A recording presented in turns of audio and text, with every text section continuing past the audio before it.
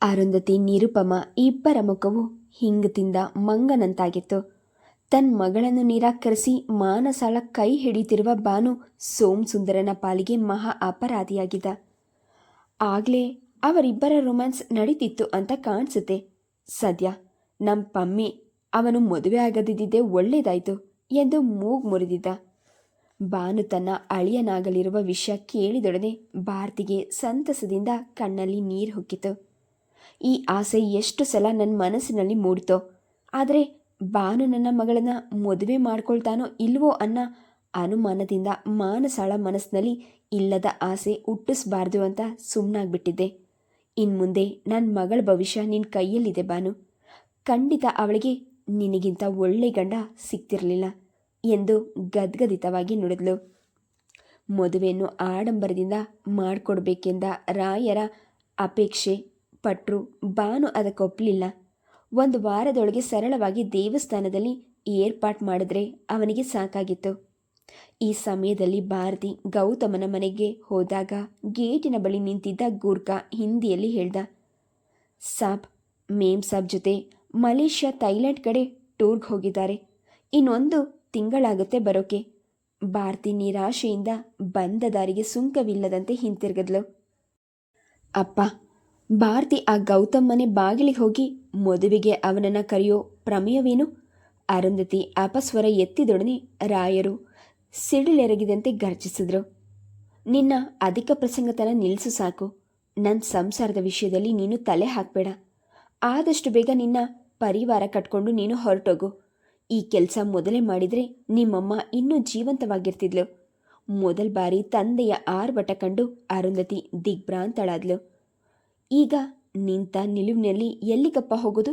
ನಾವಿನ್ನು ಮನೆ ಕಟ್ಟಿಸಿ ರಾಯರು ಕಟುವಾಗಿ, ನಿನ್ನ ಚುಚ್ಚು ಮಾತುಗಳಿಂದ ಹೆತ್ತ ತಾಯಿಯೇನಂತೂ ಕೊಂದುಬಿಟ್ಟೆ.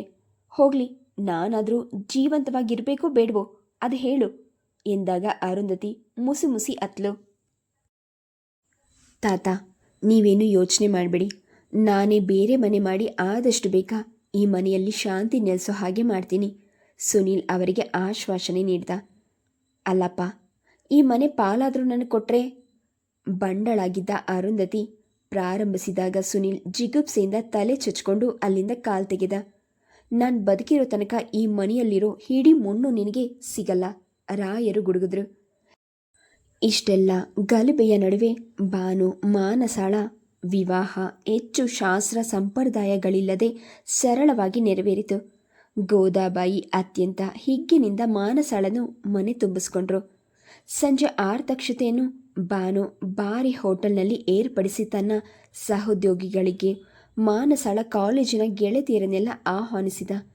ಕೈ ಕೈ ಹಿಡ್ಕೊಂಡು ಬಂದವರನ್ನೆಲ್ಲ ಸ್ವಾಗತಿಸುತ್ತಿದ್ದ ಎಳೆಯ ಜೋಡಿಯನ್ನು ಕಂಡು ರಾಯರು ಪತ್ನಿಯನ್ನು ನೆನೆಸ್ಕೊಂಡು ಕಣ್ಣೀರಿಟ್ರು. ಭಾರತಿ ನಗುನಗುತ್ತಾ ಓಡಾಡ್ತಿದ್ರು. ಗೌತಮ್ ಬರಲಿಲ್ಲವೆಂಬ ಕೊರಗು ಅವಳ ಹೃದಯ ಭಾರವಾಗಿಸಿತು. ಡಾಕ್ಟರ್ ಧನಂಜಯ್ ಬಂದಾಗ ಭಾರತಿಯ ಕೈ ಮುಗಿಯುತ್ತಾ ನಗುಮುಖದಿಂದ ಬರಮಾಡ್ಕೊಂಡ್ಳು. ನಮಸ್ಕಾರ ಡಾಕ್ಟರ್, ಚೆನ್ನಾಗಿದ್ದೀರಾ? ಯಾವಾಗಲೂ ಆ ಪ್ರಶ್ನೆಯನ್ನು ರೋಗಿಗಳಿಗೆ ಕೇಳಿ ಅಭ್ಯಾಸವಾಗಿದ್ದ ಧನಂಜಯ್ ಅದೇ ಪ್ರಶ್ನೆ ಏಕಾಏಕಿ ತಮ್ಮ ರೋಗಿಯಾಗಿದ್ದವಳ ಬಾಯಿಯಿಂದ ಬಂದಾಗ ತಬ್ಬಿಬ್ಬಾದ್ರು. ನಾನು ಭಾರತಿ, ಜ್ಞಾಪಕ ಇಲ್ವೇ? ಓಹೋ, ತುಂಬ ಸಂತೋಷನಮ್ಮ. ಮಾನಸ ನಿಮ್ಮ ಮಗಳು ತಾನೆ? ಹೌದು ಡಾಕ್ಟರ್. ದೇವರು ಆ ವಿಷಯದಲ್ಲಿ ನನಗೆ ಅನ್ಯಾಯ ಮಾಡಿಲ್ಲ. ಭಾರತಿ ಭಾವುಕತೆಯಿಂದ ನುಡಿದ್ಲು. ಧನಂಜಯ್ ಭಾನುವಿನ ಭುಜ ತಟ್ಟಿ ನಕ್ಕರು. Congratulations Young man. ನಾನು ನಿನ್ನ ಬಗ್ಗೆ ಬಹಳ ಹೆಮ್ಮೆ ಪಡ್ತಿದ್ದೀನಿ. ಎಲ್ಲರ ಉತ್ಸಾಹದಲ್ಲಿ ಭಾಗಿಯಾಗದಿದ್ದವರು ಅರುಂಧತಿ ಹಾಗೂ ಸೋಮಸುಂದರ್ ಇಬ್ಬರೇ. ಸುನಿಲನ ಸತತ ಬೋಧನೆಯಿಂದ ನಿರುಪಮಾಳು ಮಾನಸಳ ಬಗ್ಗೆ ಕೊಂಚ ಮೆತ್ತಗಾಗಿದ್ಲು. Congrats Manasa, wish you a very happy married life ಎಂದು ಸುನಿಲ್ ತಂದಿದ್ದ ಸೀರೆಯನ್ನು ಅವಳಿಗೆ ಉಡುಗೊರೆ ನೀಡಿದ್ಲು. ಸರ್ವ ಅಲಂಕೃತಳಾಗಿ ಭಾನುಪ್ರಕಾಶನ ಕೋಣೆಗೆ ಬಂದ ಮಾನಸಾಳ ಮನಸ್ಸು ಉಯ್ಯಾಲೆಯಂತೆ ತೂಗಾಡ್ತಿತ್ತು. 20 ವರ್ಷ ತಾನು ಒಡನಾಡಿದ್ದ ಭಾನುವಿಗೂ ಇಂದು ಮಂಚಕ್ಕೊರಗಿ ತನ್ನತ್ತ ಮಾದಕ ನಗು ಬೀರ್ತಿದ್ದ ಭಾನುವಿಗೂ ಕೆಲವೇ ಗಂಟೆಗಳಲ್ಲಿ ಎಷ್ಟು ಅಂತರ! ಚಿಕ್ಕಂದಿನಲ್ಲಿ ಅವನ ತಲೆ ಕೂದಲನ್ನು ಜಗಳವಾಡ್ತಿದ್ದ ಪುಟ್ಟ ಮಾನಸ ಈಗ ನವವಧುವಿನ ಲಜ್ಜೆಯಿಂದ ಕೆಂಪೇರಿ ತಲೆ ತಗ್ಗಿಸಿ ನಿಂತಿದ್ಲು. ಬಾನು ಅವಳತ್ತ ಬಾಹುಗಳು ಚಾಚಿದಾಗ ಮಾನಸ ಮುದ್ದಾಗಿ ನಕ್ಕು ಎನ್ನುವಂತೆ ತಲೆ ಅಲ್ಲಾಡಿಸಿದ್ಲು. ಅವನು ತಾನೇ ಎದ್ದು ಬಂದು ಅವಳ ಗಲ್ಲ ಹಿಡಿದೆತ್ತಿ ಮೆಲ್ಲನೆ ಹೇಳ್ದ, ಏ ಮಾನು, ನನ್ನ ಹತ್ರನೂ ನಾಚಿಕೆನಾ? ಅವಳ ಕೆಂಪೇರಿದ ಮುಖ ಅದಕ್ಕೆ ಉತ್ತರ ಹೇಳ್ತಿತ್ತು. ಬಿಸಿ ಏರಿದ ಅವಳ ಕೆನ್ನೆ ತುಟಿಗಳನ್ನು ಅವನ ಬೆರಳುಗಳು ಹಿತವಾಗಿ ಸವರಿದವು. ನೀನು ಹುಟ್ಟಿದಾಗ ನಾನು ನಿನ್ನನ್ನು ಬರ್ತ್ಡೇ ಸೂಟ್ನಲ್ಲಿ ನೋಡಿದ್ದೇನೆ ಗೊತ್ತಾ ಚಿನ್ನ? ಥೂ ಹೋಗೋ, ನೀನು ತುಂಬ ನಾಚಿಕೆಗೆಟ್ಟವನು. ಮಾನಸ ಹುಸಿ ಕೋಪದಿಂದ ಕೆನ್ನೆ ಉಬ್ಬಿಸಿದಾಗ ಅವಳು ಕುಸುರ್ಕೊಂಡು ದೂರ ಹೋಗದಂತೆ ಅವನ ಬಾಹುಗಳು ಬಂಧಿಸಿದವು. ಈಗ ನಾವಿಬ್ರು ನಾಚಿಕೆ ಪಟ್ಕೊಂಡಿದ್ರೆ ರಾತ್ರಿ ಇಡೀ ದೂರ ಕೂತ್ಕೊಂಡು ಜಾಗರಣೆ ಮಾಡಬೇಕಾಗತ್ತಷ್ಟೇ. ಅವನ ತುಟಿಗಳು ಅವಳ ಕಣ್ಣು, ಕೆನ್ನೆ, ತುಟಿ, ಕೊರಳಿನ ಮೇಲೆ ಪ್ರೇಮದ ಮುದ್ರೆ ಎನ್ನುತ್ತಿದ್ದವು. ಕರಗಿ ಹೋದ್ಲು ಮಾನಸ. ಅವನ ಸಾನ್ನಿಧ್ಯದಲ್ಲಿ ಅವಳು ಬಾಹ್ಯ ಪ್ರಪಂಚದ ಅರಿವೇ ಮರೆತುಬಿಟ್ಲು. ಮಾನಸಳ ಮದುವೆಯಾದ ಕೂಡಲೇ ಸುನಿಲನ ನೇತೃತ್ವದಲ್ಲಿ ಅರುಂಧತಿಯ ಸಂಸಾರ ಬೇರೆ ಮನೆಗೆ ವರ್ಗಾವಣೆಗೊಂಡಿತು. ಅವರ ನಿರ್ಗಮನದೊಂದಿಗೆ ರಾಯರು ಭಾರತೀಯ ಪ್ರಶಾಂತ ಜೀವನ ಆರಂಭವಾಗಿತ್ತು. ಗೌತಮನ ನೆನಪೊಂದು ಬಿಟ್ಟರೆ ಭಾರತಿ ತುಂಬ ಸುಖಿ. ಮಗಳ ಮದುವೆಯಾದರೂ ಒಂದು ಕೂಗು ಹಾಕಿದ್ರೆ ಮುಖ ತೋರಿಸುವಷ್ಟು ಹತ್ತಿರದಲ್ಲಿದ್ದಾಳೆ. ಬಾನು ಅವಳನ್ನು ಕಣ್ರೆಪ್ಪೆಯಂತೆ ಕಾಪಾಡ್ತಿದ್ದಾನೆ. ಗೋದಾಬಾಯಿ ಸ್ವಂತ ಅಕ್ಕನಂತೆ ಆತ್ಮೀಯರಾಗಿದ್ದಾರೆ. ತಂದೆಯ ಆರೋಗ್ಯವು ಸುಧಾರಿಸಿದೆ. ಅವಳು ನೆಮ್ಮದಿಯಾಗಿರಲು ಮತ್ತೇನು ಬೇಕಿತ್ತು? ಮಾನಸಾಳಿಗೆ ಪರೀಕ್ಷೆ ಸಮಯವಾದುದರಿಂದ ಮದುವೆಯ ಅನಂತರ ಬಾನು ಅವಳನ್ನು ಮಧುಚಂದ್ರಕ್ಕೆ ಎಲ್ಲೂ ಕರೆದೊಯ್ಯಲು ಸಾಧ್ಯವಾಗಿರಲಿಲ್ಲ. ಗೋದಾಬಾಯಿ ಆದಷ್ಟು ಅವರಿಬ್ಬರಿಗೂ ಏಕಾಂತ ಕಲ್ಪಿಸಿ ತಾವು ಹೆಚ್ಚಾಗಿ ರಾಯರ ಮನೆಯಲ್ಲಿ ಭಾರತೀಯ ಜೊತೆಗಿರ್ತಿದ್ರು. ತಾತ, ಈ ಮನೆ ಬಾಡಿಗೆಗೆ ಕೊಟ್ಟು ನೀನು ಅಮ್ಮ ನಮ್ಮನೆಯಲ್ಲಿ ಯಾಕೆ ಬಂದಿರಬಾರ್ದು? ಬಾನು ಕೂಡ ಹಾಗೆ ಹೇಳ್ತಾನೆ. ಆಂಟಿಗೂ ಮನೆಯಲ್ಲಿ ಬೇಜಾರು. ನಾನು ಕಾಲೇಜಿಗೆ, ಬಾನು ಆಸ್ಪತ್ರೆಗೆ ಹೊರಟೋದ್ರೆ ಅವರಿಗೆ ಯಾರ ಜೊತೆ ಇರಲ್ಲ. ಮಾನಸ ರಾಯರಿಗೆ ಹೇಳಿದಾಗ ಅವರು ನಕ್ಕರು. ಆಗ್ಲಮ್ಮ, ಅಂತ ಕಾಲ ಬಂದಾಗ ನೋಡೋಣ. ಆದರೆ ಅವರಿಗೆ ತಮ್ಮ ಮನೆ ಬಿಟ್ಟು ಬೇರೆಯವರ ಮನೆ ಸೇರೋದು ಸ್ವಲ್ಪವೂ ಒಪ್ಪಿಗೆ ಇಲ್ಲವೆಂದು ಭಾರತಿ ಚೆನ್ನಾಗಿ ಅರ್ತಿದ್ಲು. ಅಪ್ಪ ಇರೋವರೆಗೂ ನಾನು ಅವರ ಜೊತೆ ಇರ್ತೀನಿ ಮಾನಸ. ಆಮೇಲೆ ನಿನ್ನ ಮನೆಯಲ್ಲದೆ ನನಗೆ ಬೇರೇನು ಆಧಾರವಿದೆ ಎಂದು ಮಗಳಿಗೆ ಭರವಸೆ ನೀಡಿದ್ರು. ಅವಳಿಗೆ ಗೌತಮನ ಆರೋಗ್ಯದ ಚಿಂತೆ. 1 ತಿಂಗಳು ಕಳೆದ ಅವನ ಬಗ್ಗೆ ವಿಚಾರಿಸ್ಕೊಳ್ಳಲು ಫೋನ್ ಮಾಡಿದಾಗ ಅವನು ದುಗುಡದಿಂದ ಹೇಳ್ದ, ಹೀಗೆ ಪದೇ ಪದೇ ಫೋನ್ ಮಾಡಬೇಡ ಭಾರತಿ. ಸಂಗೀತಾಳಿಗೆ ತಿಳಿದ್ರೆ ರೇಗಾಡ್ತಾಳೆ. ಈಗ ನನ್ನ ಮಗಳು ಪ್ರಣತಿಗೆ ಸಂಗೀತಾಳ ಬಳಗದಲ್ಲೇ ಮದುವೆ ಗೊತ್ತಾಗಿದೆ. ಈ ಸಮಯದಲ್ಲಿ ನೀನು ನಮ್ಮ ಮನೆಗೆ ಬರೋದು, ಹೀಗೆ ಫೋನ್ ಮಾಡೋದು ಚೆನ್ನಾಗಿ ಕಾಣಿಸಲ್ಲ. ವಿಚ್ಛೇದನ ಸಿಕ್ಕ ದಿನವೇ ಅವನು ತನ್ನ ಪ್ರೀತಿಯಿಂದ ವಿಮುಖನಾಗಿದ್ದಾನೆ ಎಂದು ತಿಳಿದು ಅವನ ಮೇಲೆ ವೃತ ವ್ಯಾಮೋಹವಿರಿಸಿಕೊಂಡು ತೊಳಲಾಡ್ತಿರುವ ತಾನೇ ಮೂರ್ಖಳು ಎಂದು ಭಾರತಿ ಹತಾಶಳಾಗಿ ಮತ್ತೆ ಅವನನ್ನು ಭೇಟಿಯಾಗುವ ಆಸೆ ಕೈಬಿಟ್ಲು. ಈಗೀಗ ಅವಳು ಬುದ್ಧಿಮಾಂದ್ಯ ಮಕ್ಕಳನ್ನು ನೋಡಿಕೊಳ್ಳೋದ್ರಲ್ಲೇ ಸಮಾಧಾನ, ಶಾಂತಿ ಕಾಣ್ತಿದ್ಲು. ಮಾನಸ ಪರೀಕ್ಷೆ ಮುಗಿಸಿ ಈಗ ಹೌಸ್ ಸರ್ಜನಿಂಗ್ಗೆ ಕಾಲಿಟ್ಲು. ಅವಳನ್ನು ರೇಗಿಸಿ ಗೋಳು ಹುಯ್ಕೊಂಡು ಅನಂತರ ಅವಳೊಡನೆ ರಾಜಿಯಾಗಿ ರಮಿಸದಿದ್ರೆ ಭಾನುವಿಗೆ ತಿಂದನ್ನ ಅರಗ್ತಿರ್ಲಿಲ್ಲ. ಅವರಿಬ್ಬರ ಒಲವಿನ ದಾಂಪತ್ಯ ಕಂಡಾಗ ಭಾರತಿಗೆ ತಾನು ಗೌತಮನೊಡನೆ 2 ವರ್ಷಗಳು ನೆನಪು ಬಹುದಾಕಾರವಾಗಿ ಬಂದು ನಿಲ್ತಿತ್ತು. ತಮ್ಮಿಬ್ಬರ ಋಣಾನುಬಂಧ ಇದ್ದಿದ್ದೇ 2 ವರ್ಷಗಳು. ಆದರೆ 2 ಯುಗಗಳು ನೆನೆಯುವಷ್ಟು ಅವನು ತನಗೆ ಪ್ರೀತಿ ಉಣಿಸಿದ್ದ, ಪ್ರೇಮ ಅಮೃತದಲ್ಲಿ ತೇಲಾಡಿಸಿದ್ದ. 20 ವರ್ಷಗಳು ಕಳೆದರೂ ಅವನ ಚಿತ್ರ ನನ್ನ ಹೃದಯದಲ್ಲಿ ಮಾಸಿರಲಿಲ್ಲ. ಅಲೆಗಳ ನಡುವೆ ತಾನೊಂದು ಕಲ್ಲು ಬಂಡೆಯಂತೆ ಅದಕ್ಕೆ ಸದಾ ಅಲೆಗಳ ಸಂಪರ್ಕವಿದ್ರೂ ಆ ಬಂಡೆ ಅಲೆಗಳೊಡನೆ ಒಂದಾಗಿ ಲೀನವಾಗದಂತೆ ಅಚಲವಾಗಿ ಅಸಹಾಯಕವಾಗಿ ನಿಂತಿರುವಂತೆ ತಾನು ಗೌತಮನಿಂದ ದೂರವಾಗಿದ್ದರೂ ಅವನ ನೆನಪು ಸದಾ ತನ್ನಲ್ಲಿ ಶಾಶ್ವತ ಎಂದು ನಿಟ್ಟೆಸರು ಬಿಟ್ಲು. ಸುನೀಲ್ ರಾಯರ ಮನೆಗೆ ಆಗಾಗ ಫೋನ್ ಮಾಡ್ತಿದ್ದ. ಅವನಿಂದ ಅವರಿಗೆ ಅರುಂಧತಿಯ ಸಂಸಾರದ ಬಗ್ಗೆ ವಿವರ ತಿಳಿಯುತ್ತಿತ್ತು. ಮನೆ ಬಿಟ್ಟು ಹೋದ್ಮೇಲೆ ಅರುಂಧತಿಯಾಗಲಿ ಸೋಮಸುಂದರಾಗಲಿ ರಾಯರಿಗೆ ಹೇಗಿದ್ದೀರಾ ಎಂದು ಫೋನ್ ಮಾಡಿರಲಿಲ್ಲ. ನೀವು ನಿಷ್ಠುರವಾದಿ, ಅವರನ್ನು ಕಳಗಿಸಿದ್ದೇನೋ ನಿಜ. ಆದರೆ ಅವರು ಡೆಲ್ಲಿಯಿಂದ ಬಂದು ಅವರನ್ನು ಮನೆಯಲ್ಲಿಟ್ಕೊಂಡು ಉಪಚಾರ ಮಾಡಿದ್ದೆಲ್ಲ ಇಷ್ಟು ಬೇಗ ಮರೆತುಬಿಟ್ರೆ ಎಂದು ರಾಯರಿಗೆ ಕಸಿವಿಸಿಯಾಗ್ತಿತ್ತು. ನಿರುಪಮ ಗಂಡು ಮಗುವಿಗೆ ತಾಯಿಯಾಗಿದ್ಲು.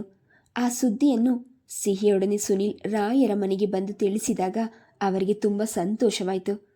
ದೇವರು ನಿಮ್ಮನ್ನು ಚೆನ್ನಾಗಿ ಇಟ್ಟಿರ್ಲಪ್ಪ. ನೀನು ಒಬ್ಬನಾದರೂ ವಿಶ್ವಾಸದಿಂದ ಮನೆವರೆಗೂ ಬಂದು ವಿಚಾರಿಸ್ಕೊಳ್ತೀಯಲ್ಲ, ಅದೇ ಸಂತೋಷ. ತಾತ, ಈಗ ನನಗೆ ಅಪ್ಪರ್ ಕೃಷ್ಣ ಪ್ರಾಜೆಕ್ಟ್ ವರ್ಗ ಆಗಿದೆ. ನಾನು ನಿರುಪಮಳನ್ನು ನನ್ನ ಜೊತೆ ಕರ್ಕೊಂಡು ಹೋಗ್ತಿದ್ದೀನಿ. ಮತ್ತು ಅರುಂಧತಿ ಅಳಿಯಂದರು ಅವರದೇ ಮನೆಯಲ್ಲಿರ್ತಾರೆ. ಏನಪ್ಪ, ಈ ವಯಸ್ಸಿನಲ್ಲಿ ಅವರಿಬ್ಬರನ್ನು ಒಂಟಿಯಾಗಿ ಬಿಟ್ಟು ಹೋಗ್ತೀರಾ? ವರ್ಗ ಕ್ಯಾನ್ಸಲ್ ಮಾಡಿಸೋಕ್ಕಾಗಲ್ವಾ? ರಾಯರು ಕಳಕಳಿಯಿಂದ ಕೇಳಿದರು.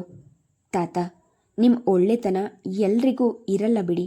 ನೀವು ವಯಸ್ಸಾದವರು ಅಂತ ತಿಳಿದು ಅವರಿಬ್ಬರು ನಿಮ್ಮ ಮೇಲೆ ಹಠ ಸಾಧಿಸ್ತಾ ಇಲ್ವಾ? ದೇಹಕ್ಕೆ ಮುಪ್ಪು ಕವಿದ್ರೆ ಸಾಲದು ತಾತ. ಮನಸ್ಸು ಪಕ್ವವಾಗಿಟ್ಕೋಬೇಕು. ಸದ್ಯ ಪಮ್ಮಿಗೆ ಅವರಮ್ಮನ ಪ್ರಭಾವ ಬಿದ್ದು ನಮ್ಮ ಸಂಸಾರ ಹಾಳಾಗದಿರಲಿ ಅಂತ ನಾನೇ ಟ್ರಾನ್ಸ್ಫರ್ ತಗೊತಾ ಇದ್ದೀನಿ. ಅದನ್ನು ಕ್ಯಾನ್ಸಲ್ ಮಾಡಿಸೋ ಮಾತೇ ಇಲ್ಲ. ಸುನೀಲ್ ನಕ್ಕ. ಅವನು ಹೋದ್ಮೇಲೆ ಅವನಾಡಿದ ಮಾತುಗಳೇ ಅವರ ಕಿವಿಯಲ್ಲಿ ಕೇಳಿಸುತ್ತಿದ್ದವು.